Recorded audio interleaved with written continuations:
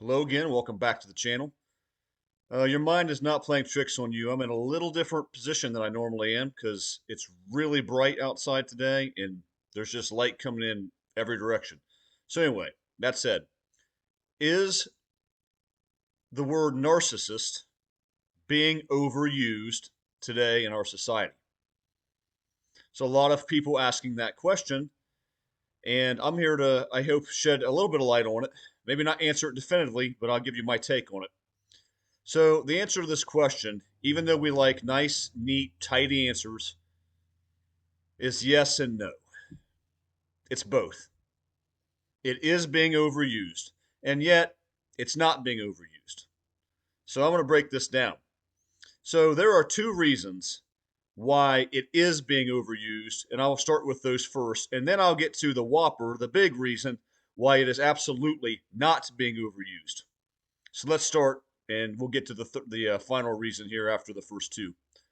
So, the first reason why it is being overused. Yeah, a lot of people are tossing this term around to basically describe anybody they don't like. Anybody they don't like is now a narcissist.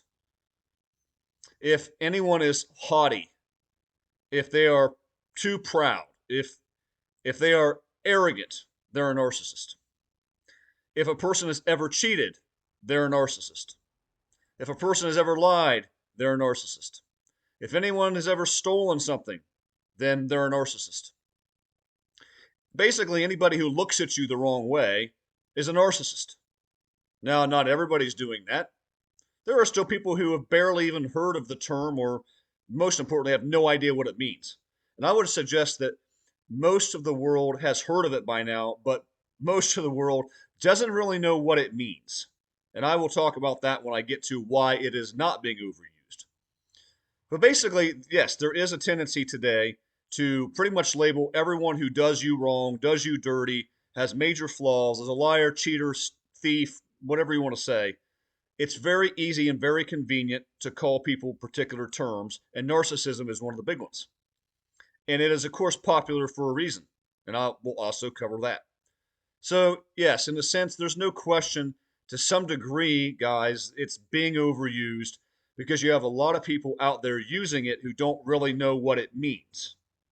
They probably, I mean, they have no clue the story of Narcissus and how that came to be. I have videos on that if you want to know the origins of narcissism. And most importantly, what they just know is if someone's doing something wrong, if they're doing me dirty, then it's easy to just call them a narcissist because that's what a lot of people are doing these days. So make no mistake about it, there is an element of truth to that. Second reason why it is being overused is because narcissists themselves are way overusing this term. Narcissists themselves are a big reason why the term narcissist and the word narcissism is being thrown around a lot in this culture. Why is that? One of the core things about the narcissist is they are going to project onto other people every single thing that they are. If the narcissist is obsessed with what you're doing on your phone, why is that?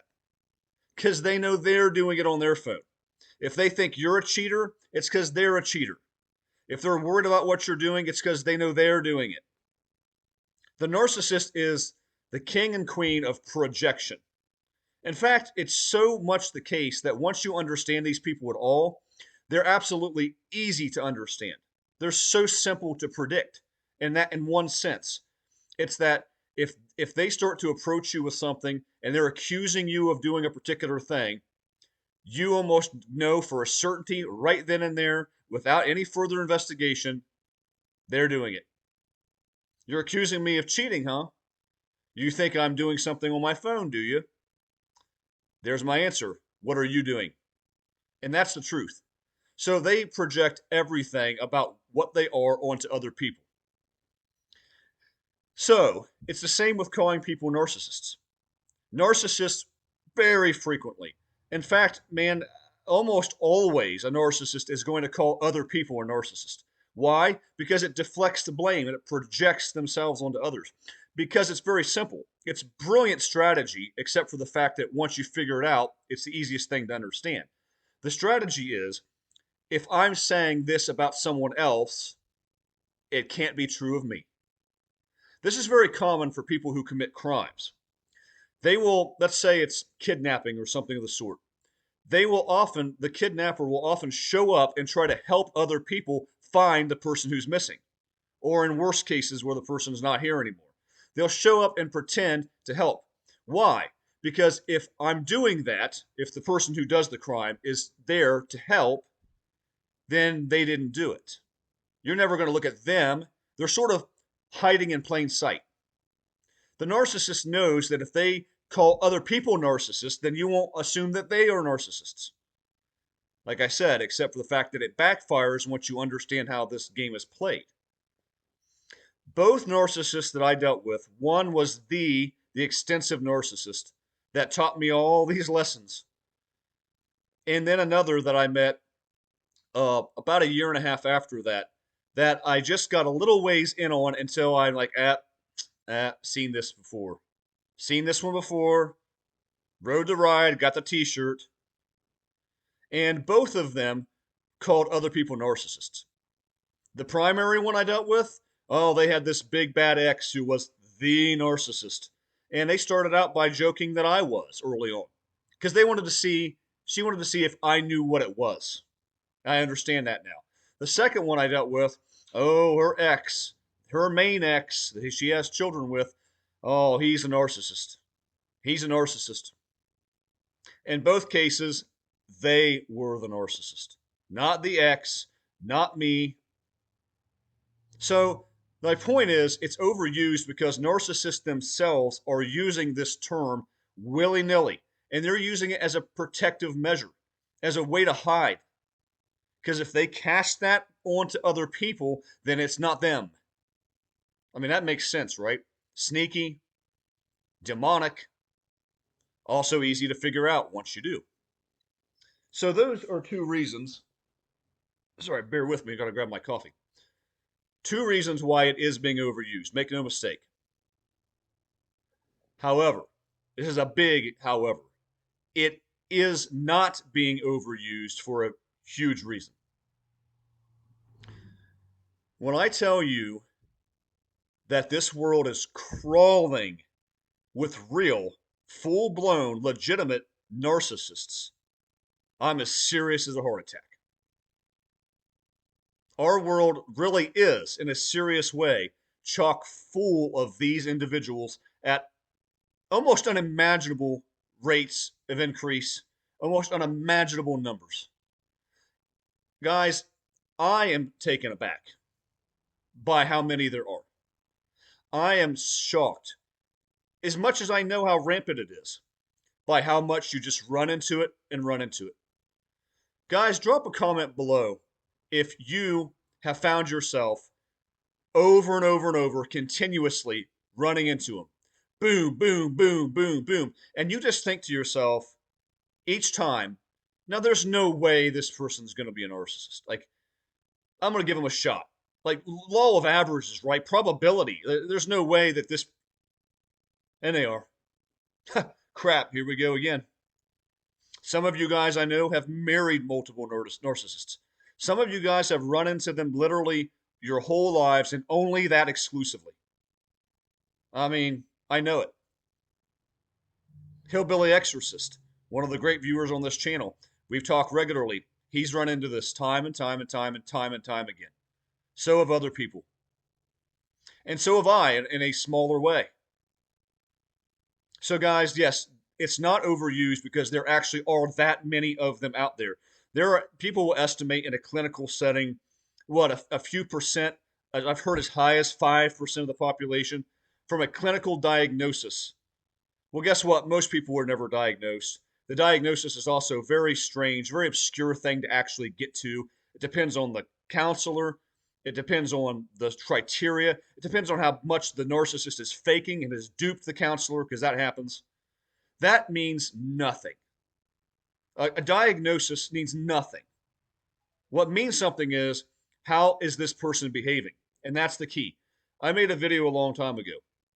What about the difference between a bad person and a narcissist?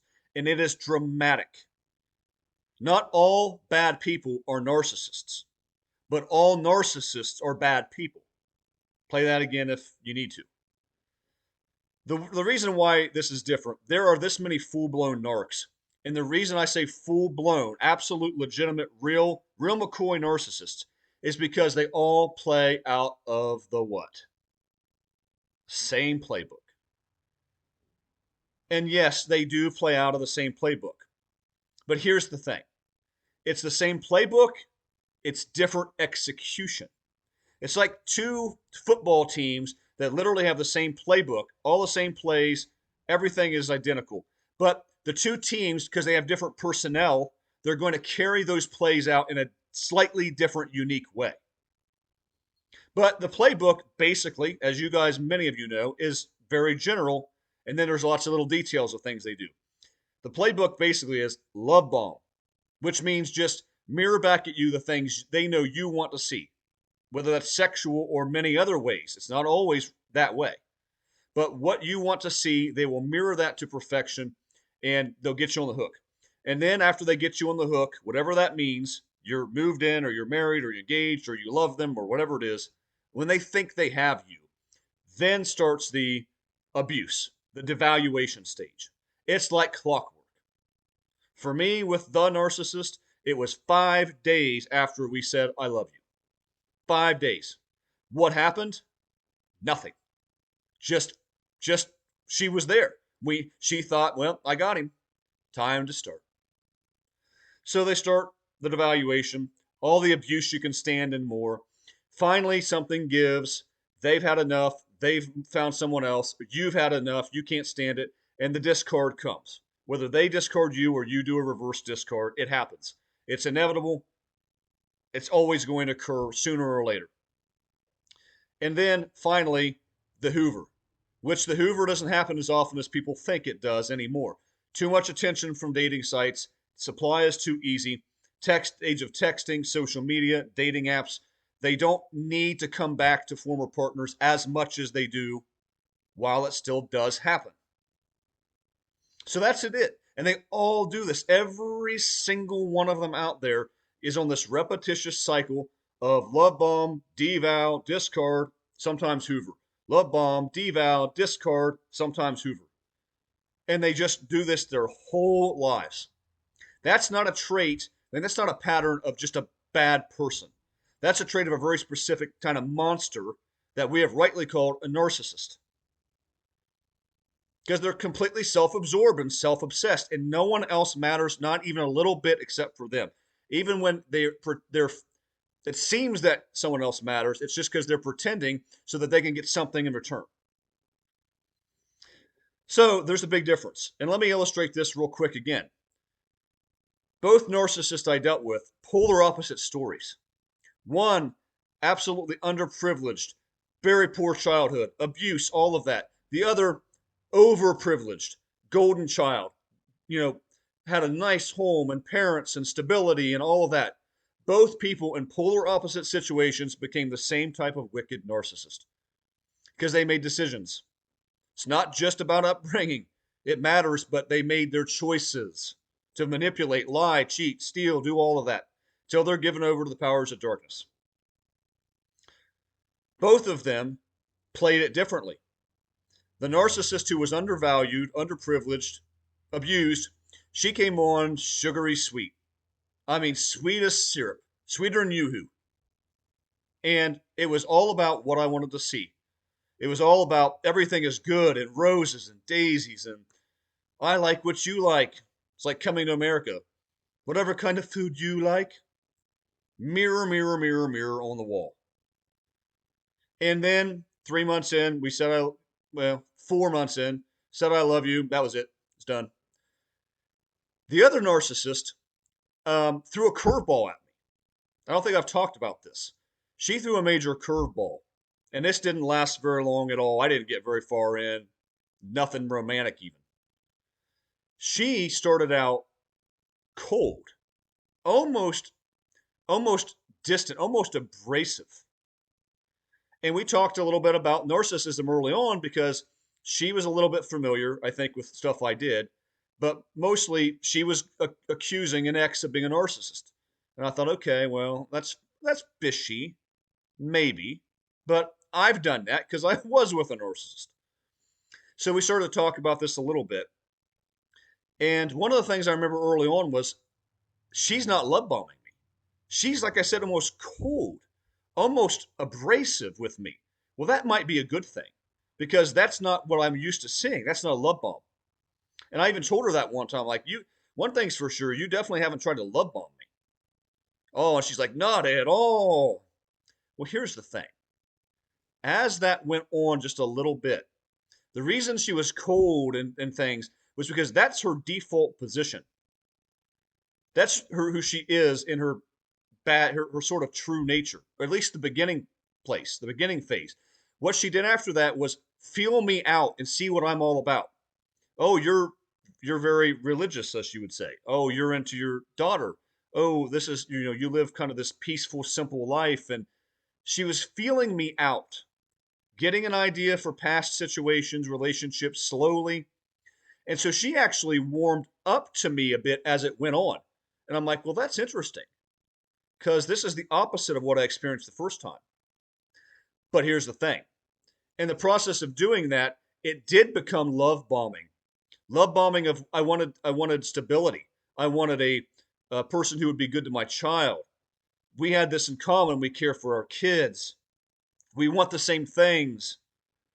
She love bombed me, not in a sexual way at all, because she knew it didn't work. She tried. It's the first thing she tried. My point is, the playbook is the same. There was a love bombing that occurred, but both of them went about it in slightly different ways. Okay? And of course, I didn't really get to much of the devaluation or anything because I figured it out, sniffed it out. She overplayed her hand very quickly with ghosting and stuff like that. So I'm like, good luck. Okay? So, guys, my point is they all do the same things. And these individuals are absolutely everywhere out there today. Everywhere. These narcissists are running rampant in the world. Jesus said at the last days, Matthew 24, there would be a point where lawlessness increased and the love of many would grow cold or wax cold. That is what, guys, look no further. That is exactly the day and age we're living. Most people walking the earth today don't give a rip about anybody else. And a whole lot of them are true, full-fledged narcissists. Totally self-absorbed. They care nothing about anybody else. They cannot be satisfied. You can do anything. You can buy them everything, every house, every car. You can be there, loving, empathetic, kind, raise their kids, do everything. Be tall, dark, handsome, and everything in between. And it won't make any difference at all because they're insatiable. They're still going to be on the dating apps. They're still going to be looking to monkey branch. They're still going to have reserves and backups. So, to pull this all together, is it overused? Yes.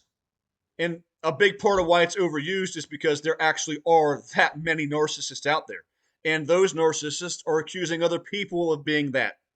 So that's a big reason why it's overused. The other reason is, yes, it's caught on among people who don't understand what it is, and they just know it's a derogatory term to throw at somebody that they don't like or that's done them dirty. But make no mistake, it is not overused in the sense that there really are that many of them out there. You are far more likely today, guys, to meet a narcissist than a normal person. If you are in a dating setting, 20s, 30s, 40s, you are, I don't know, I'm going to say 5, 6, 7 times more likely to meet a narcissist, a real one, than a normal, healthy individual. It may be way, way worse than that.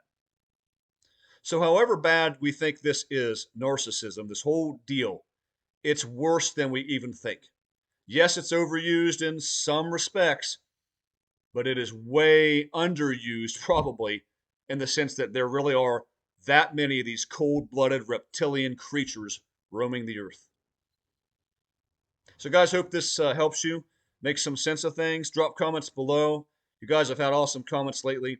If you have not liked, subscribed, and all that, please do it. I don't like to bang that drum often, but it does help to get the message out there I don't care about building a name for myself. That's irrelevant, but it does help to get the message out there. So anyway, guys, thanks a lot. I will come at you with another one soon. Have a great weekend. God bless.